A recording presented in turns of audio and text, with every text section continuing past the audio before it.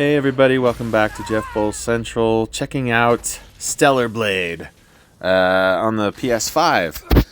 So this is kind of a cool game. It's kind of an action RPG sort of thing. It's got some elements that you might find familiar. It's kind of got like the Twitch really tight timing kind of gameplay of something like, I don't know, Elden Ring or something like that. It's not quite as hard as something like Elden Ring, but it does present quite a challenge, especially later in the game. It's not specifically an easy game, not specifically the hardest game you're going to play, kind of right in the pocket of kind of like mid-hard. Anywho, the only thing about it, I find, just to kind of jump right in, is that the action and the visuals are a lot more interesting than the story. I've got to be honest with you, I kind of stopped caring about the story. I was trying to track it, but I kind of lost interest after like the first couple hours because, like, you know, there's like the standard thing of video games where they want you to know a lot of backstory through like reading little text things. That doesn't bother me so much. But you know, there's like a lot of cutscenes that are cool to look at but aren't that interesting information-wise. There's a lot of really fairly blandish discussions and you know, dialogue trees without so much of the tree aspect. But I mean, if you look at it, it's absolutely beautiful. It's maybe one of the most stunning games that we've seen so far this year. You know, and a lot of that happens to do with the character design. Now, the character design of this game is such that we call it a little bit of fan service in the Japanese anime mode of things, where it's a little bit sexual. It's a little bit sexualized, okay? Especially, well, not especially, just the women.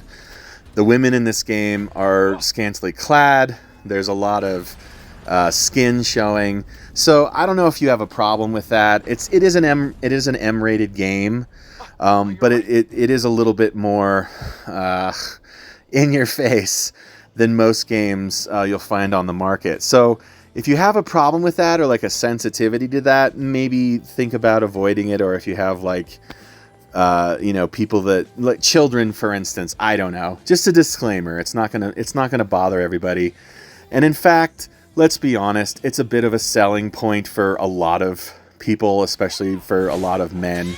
It's going to be a thing that a lot of guys are going to pick it up just because it's there. Not to judge, I don't care, just a disclaimer. But anyways, apart from kind of the fetishizing of women, of women's bodies, that's a thing in this game. The absolute best praise that I can offer is in regards to the combat. It's like one of the sharpest action games I've played in a really long time, and it really just builds on itself. It starts sharp when they're just teaching you the basics, and it just gets better and better and better and more complex and more difficult, and again more twitch to kind of like try to nail all the aspects, you know, trying to a lot like a Dark Souls type game, like an Elden Ring or something, where you kind of have to watch the bad guy for when he's going to strike, and the timing is really important, and it's always unique to whatever specific monster you're fighting. And there's small guys, there's big bosses. The bosses are excellent, you know. So it's a combination of blocking, parrying, dodging. There's some cool things where you kind of can get in behind, like this right here. You kind of have to hit the circle button in the directional, get in behind them, hit a few attacks. There's special attacks. There's a couple of different tiers of those. They have something called beta attacks, and there's a burst attack tree, which is like a super attack. Those are really cool. And what I found about it is that even though I was dying, not super frequently, okay, I have a few chops, maybe not as much as you, expert gamers as you exist on YouTube, but I found I kept wanting to get better at it. I kept wanting to master it. I would die, and I'd get a little cranky about it, but I'd hop right back in. and I'd die, and I'd get a little cranky about it, and I'd hop right back in. And eventually, I was getting not too bad. Like I could hold my own here and there. Again, it's like one of these things, like death in a video game, especially in a game like this, because there's no permadeath. Okay, if you die, you go back to the last save, and the saves aren't super frequent, but nor are they kind of hard to come by. They have little like camp out sites that have all the amenities that you need, the ways to buy more of these beautiful skins for Eve, these slightly fetishized costumes and stuff. And they have vending machines for all the for all the usable items and stuff like that, right? So you die, you go back to one of those, you walk back or you run back to the place, all the enemies respawn. But it's never really a chore, and that's unique to me, because I actually have a very low threshold for repeating myself. Like, you can ask my wife, for instance, if I like repeating myself in video games a whole lot. I really don't. But there's a few games, like a good platformer game, for instance, will make me play and play and play. It's kind of addictive like that, and so. The only thing I wish about it is that the story was just as compelling as this combat, because it's really, really not. So this is a PlayStation 5 exclusive, and it's kind of had a lot of controversy here and there. But I don't know what game these days doesn't have a lot of controversy. That is specifically owed again to the sexuality of it, or the fact that For some, it's too sexualized, and so it was too sexualized. So the developer decided to cover some of that up for North American audiences, just a little, and then so the people on the other side of the political debate about this, because everything's politics these days, started saying, "How dare you cover up something that ought to be available to see?" It's never like.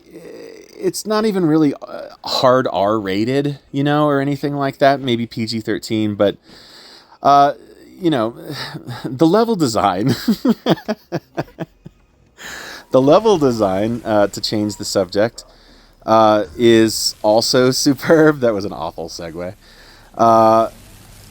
The linking of one section to another, sometimes it's kind of an open world thing. Sometimes it's a very tight, focused, kind of corridor-driven experience, and the ways, the variety of the enemies keep it fresh. There's some platforming stuff. The platforming stuff's not quite as brilliant, just because it's not really built as a platformer. It's built as a fighting, kind of action-y. You know what I'm saying? So, all that in mind. What a review. I'm going to give Stellar Blade here on the PS5. I'm going to give it an 8 out of 10. I would normally give it a 9, but that story does kind of bum me out. It's not bad, but I got to tell you, for the life of me, I really don't know what's going on with it. I don't know what's going on in it. All I know is there's this girl. She's good with the sword. She wears skimpy suits. That's what I know. So, that's it, everybody. That's it for me. Like, subscribe, share, smoke signals, telecommunication. Bye!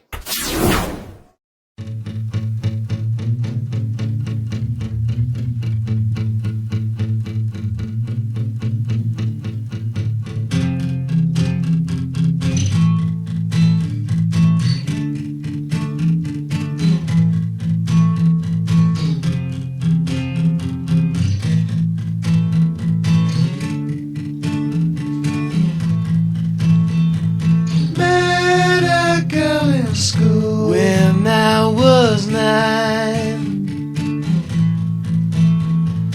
told me she had feelings, she had lied.